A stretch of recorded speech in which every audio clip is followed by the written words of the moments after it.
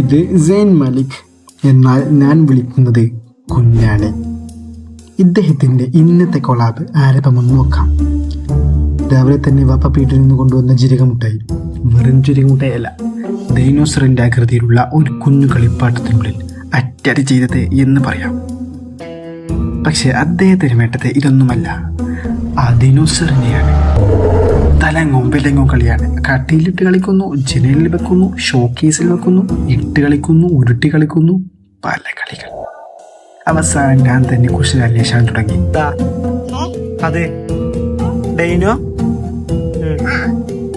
ഡൈനോന്റെ ആരാ? ഡൈനോന്റെ കുട്ടിയാ? ഇതെവിടുന്ന കിട്ടിയ എനിക്ക്? എവിടുന്ന് ഇവിടുന്ന് കിട്ടിയതാ? എവിടുന്നാ വന്നത്? ഡൈനോ ഡൈനോന്റെ കുട്ടി എന്താ ചെയ്യണേ?